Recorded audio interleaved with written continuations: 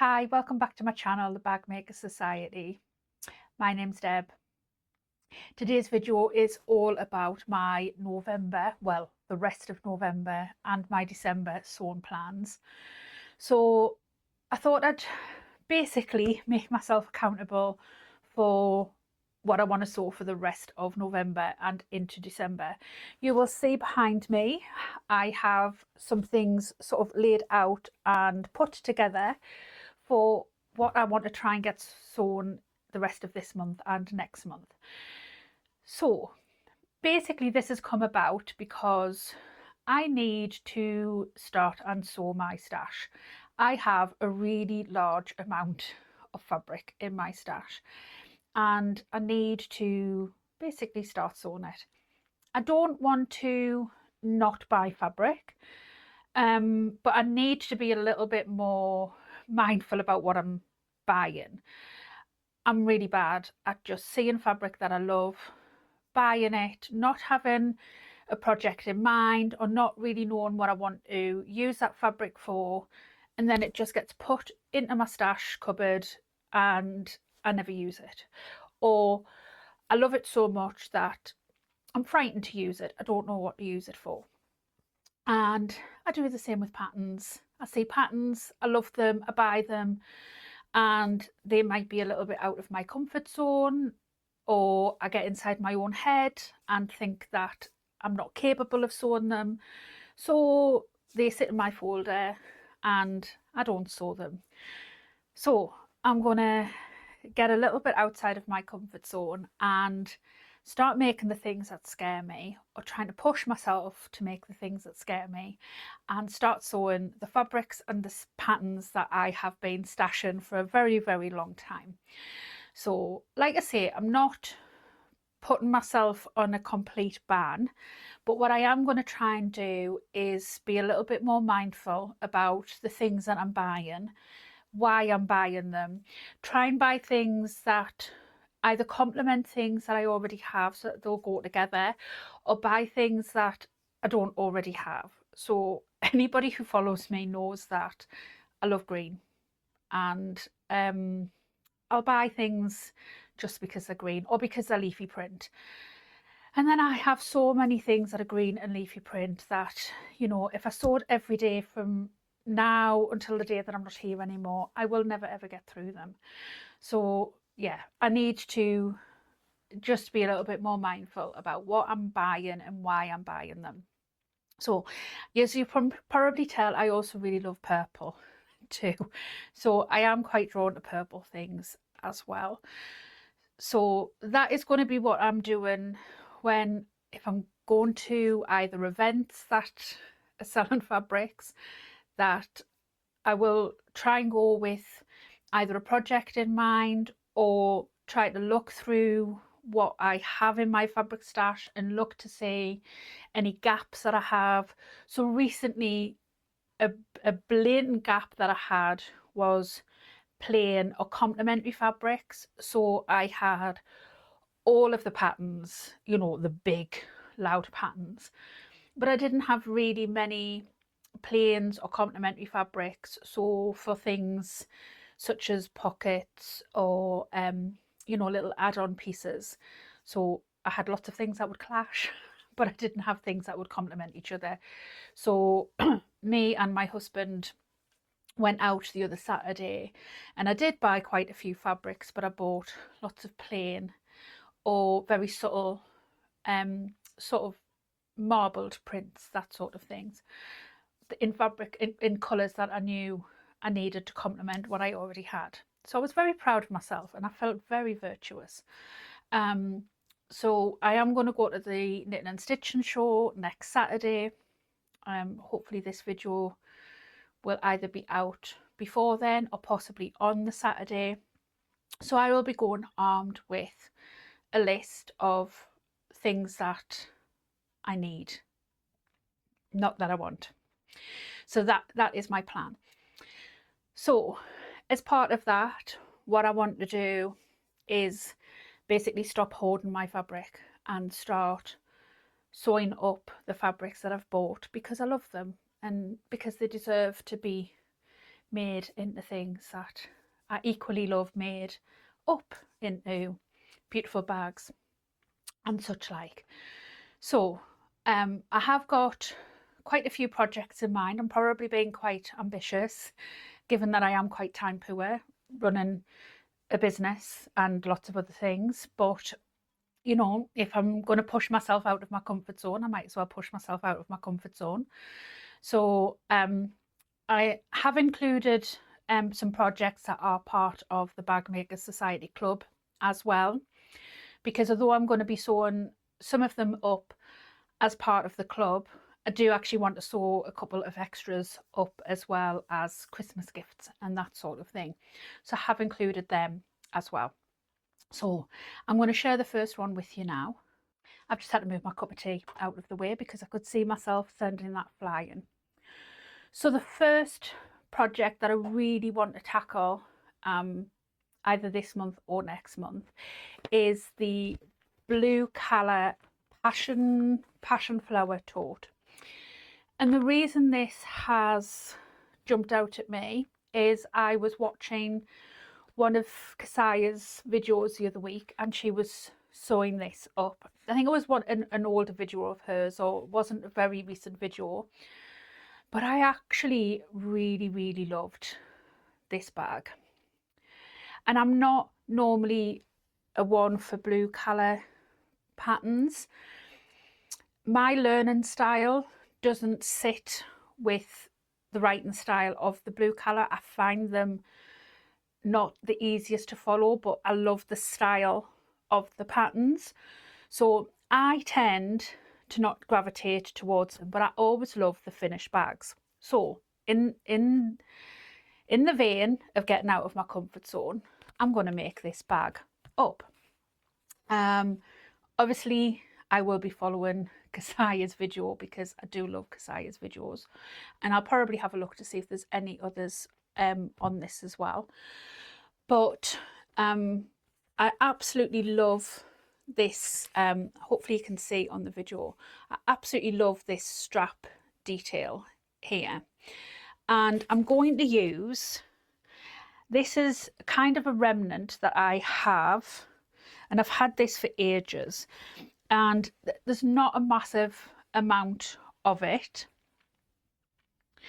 and I'm going to use this fabric for the front panels to use it up. And I did have quite a bit of this fabric, and I used it up quite a while ago, and this is the only bit that I have left. So this is going to be sort of this bit here, and then the rest of the bag is going to be in this sort of pistachio, and I'm just going to put it with this fabric so you can see the two together, and I think it goes really well. I'm thinking gold hardware. Now, I'm not normally one for gold, but I'm thinking gold hardware. But I'm going to leave it till a little bit nearer the time once I've got everything cut out, and I'm going to put some hardwares next to it. I have some mustard plain lining, which I'm thinking for the inside, but I am holding off because I'm going to take a little scrap with me to the knitting and stitching show, and I'm going to see if I can sort of hold any up, see if I can get some of this orangey red in a plain fabric, and if I can't, then I'll use mustard on the inside. So that is my first plan for November/December. So that is the Blue Calla Passionflower Tote. I don't know who it's going to be for, whether it's going to be for me, whether it's going to be for a present, or whether I might put it up on the website for sale. We shall see. So the next pattern is the Derrick, which is KiteCo Creates. This is Jill, who was on the podcast a couple of weeks ago when we were chatting about this pattern, and we were talking about waxed fabric, and I was talking about some waxed canvas that I had bought a little while ago, and again I put it in my cupboard because it scared me, and I bought quite a few colours, and I was like, yeah, that scares me, I'm putting it away.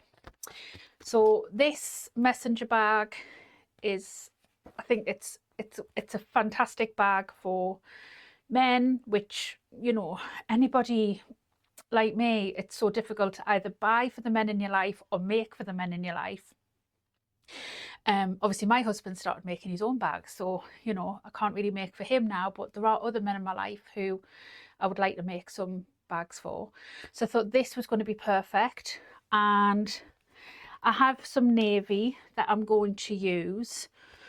This was probably the colour that I was least precious about out of the ones that I bought, so I'm going to use this one as my first run out with the waxed canvas, and then, you know, once I've kind of dipped my toes in, I can use the other wax canvases either to make another one of these if I really enjoy making the pattern, or some other patterns that, you know, lend itself to the wax canvas. But I've got quite a lot of webbing, so I've got some black webbing, I've got some navy webbing, so this is going to be the bag that I make with this waxed canvas. So they aren't in necessarily any order, they're just plans that I have. I'm probably just kind of going to do them in time order, so whatever I have the time to make, they will go in that order, but I will be sort of keeping you up to date as I make them via my vlogs. So obviously please keep coming back to my vlogs to see how I get on, whether I succeed or fail. Hopefully I'll be succeeding. So, but that's the next one, which is the Derek by KiteCo Creates. Obviously any of the patterns I will put links in the description box down below. Any fabrics that either are still available, or if I can remember where they came from, I will put in the description box down below. Some of them I probably can't remember where they came from, or might not be available anymore because some of them I have had for quite some time. And these next three are what we're going to be making in December in the Bag Makers Sew-ciety Club. So we'll be making a couple in the run up to them in November. So the first one is this Swan Family pattern, which is the stand-up pencil case. So I'm really quite looking forward to making this because there's a few of these that I want to make for Christmas presents.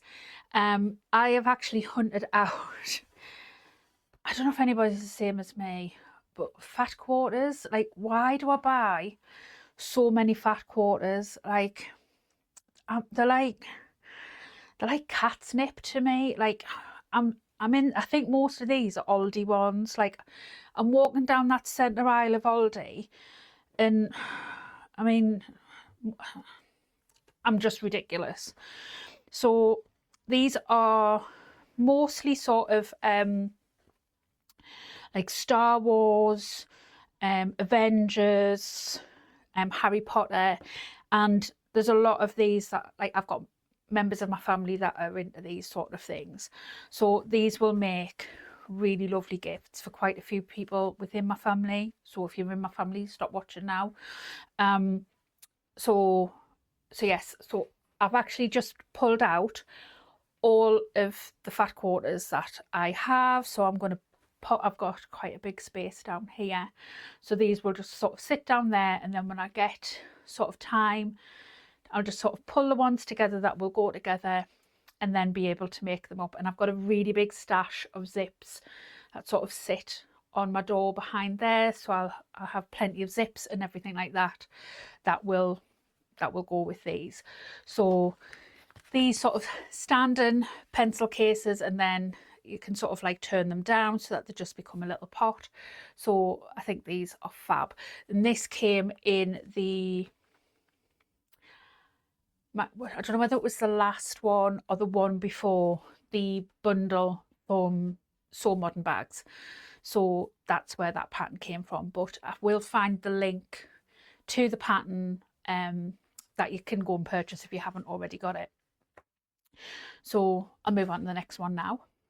So also to use up some of the fat quarters, I want to make some of these smaller gift bags, and it's the gift bags by Sincerely Jen.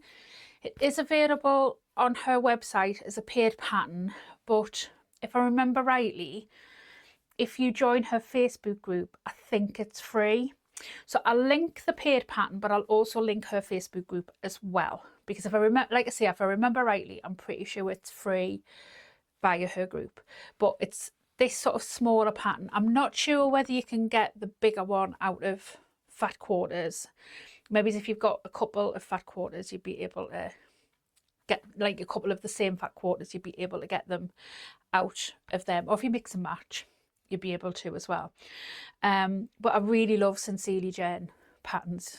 Anybody who's seen my Tribbiani Traveller video will know how much I do love her patterns. And again, I have a huge stash of Christmas fat quarters. Again, pretty sure these came from the middle aisle of Aldi, which I am a sucker for. So I just think it would be a really good way to get these used up. Possibly not all of them, but I've just pulled out all of the ones that I have so that, you know, they're there, and when I have the time, I can just kind of pull them out, make them up, and just kind of add to the pile. And then when I come to wrapping presents, I've got, you know, gift bags there, and I'm not having to worry about wrapping presents because I am the world's worst gift wrapper. Anybody who knows me in real life will know that you very rarely get a present wrapped by me. It usually comes in some sort of box that I've found somewhere, because yeah, I don't really wrap presents very much. So yeah, so again, just to recap, that is the Sincerely Jen. It's called That's What You Got Me gift bag. And then the last project that we're going to be making is the Wanderer Wallet by Moments by Liz. This is the raw edge version, and I'm going to be making it in this cork. And this is the cork here. I bought this from, I think it was the Stitch Festival. I'm pretty sure it was a Stitch Festival. And it was sweet pea. I'm trying to remember. I'm like mentally walking my way around the event. Yeah, it was the Stitch Festival, and it was sweet pea. Again, cork isn't something that I have really used in the past, so I'm getting myself out of my comfort zone a little bit by using this. But I really loved the design on it. So the Wanderer Wallet comes with two different versions. You can use a cotton version or you can use the raw edge version. I much prefer the raw edge version. I have made a couple already. I think I shared them in a previous vlog. I will link that vlog in this video either here or in the description down below. I made them in vinyl. They came together really well. The second one, you know, once I'd made the first one, the second one came together so quickly. They are a fantastic gift idea, you know, either for men or women. They're lovely. So yeah, I'll link that vlog in the description box down below. So I've already made a couple of them, so I'll probably only make the one that we make within the club this month, because I have already made a few. I do have a green one planned as well to kind of make the collection in vinyl. But I have one more project in mind, and I think I'm being really ambitious to get this project done in December, and it might be a project that calls for many late nights, but let me know what you think, because I think I might need your help and advice with this one. 2 seconds. And it's this one. It's the Pretty Lady by Shambhala Bags. I'm not sure how intricate it is, obviously putting all of this applique together, you know, how much cutting out it takes, but I had in mind to make a bag that was sort of like blonde hair with the glasses and like a hat and everything. I don't want to give away too much in case the person who it would be for is watching. So yeah, basically I think I might be being very, very ambitious with this one, hence why I'm not showing you any fabrics or anything, because a lot of my vinyls are sort of quite plain. I don't really have any bright or massively bright colours. I have a lot of green, I have a lot of navy, I have a lot of grey. So I have sort of colours that would do for the outside, but colours for the hair, I think I might have some pink for this. And I've got some sort of like iridescent that I got in a Bag Makers box that would work for the glasses. But yeah, if you've made the Shambhala bag, the Pretty Lady by is it Shambhala? Shambhala? I don't know how you pronounce it. Let me know how quickly it comes together, or if I am really setting myself up for a few late nights and tears. I think the actual bag itself wouldn't be, you know, like reading the instructions and stuff, it looks, the bag itself looks, you know, quite straightforward. I'm more sort of thinking, it's the applique part of it, how, you know, how much work am I giving myself? Am I just, you know, living in a whole world of delusion and, you know, sort of like, yeah, Deb, that's just not going to happen. You are living in cloud cuckoo land, yeah. But that is my that is my November and December plans, as well as, you know, running a really busy business and the Bag Makers Sew-ciety Club and family and getting ready for Christmas and everything else. So, you know, wish me luck. But I'm excited to, like I say, get out of my comfort zone, try things that I've never tried before. Apart from the Wanderer wallet, yeah, none of the other patterns I have made before. So I am really, really pushing myself out of my comfort zone. I am very much somebody who will make a bag pattern and then add my own things to that bag pattern, change things. I am the queen of hacking things. I love to hack a bag pattern and then continue to make that bag pattern time and time and time again. And I do very much like to stay in my comfort zone. So I am very much pushing myself out of my comfort zone by doing this, and by putting it out there on the internet. I am holding myself accountable, and I'm hoping that you guys will help me hold myself accountable, but obviously be very kind to me and encourage me and support me in doing that. So yeah, so follow me along, come with me for this wild ride, and let's see where it takes me.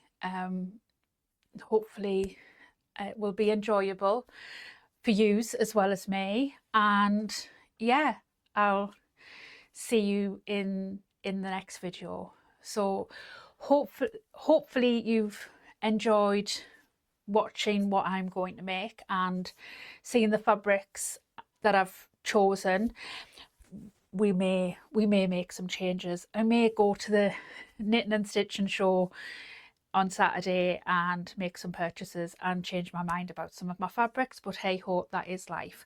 But if you've enjoyed this video, please do give it a like. It really does help push my videos out to people who haven't seen them before, and as a small YouTube creator, that really does make all the difference. And obviously thank you to the members of the Bag Makers Sew-ciety Club and the YouTube channel members.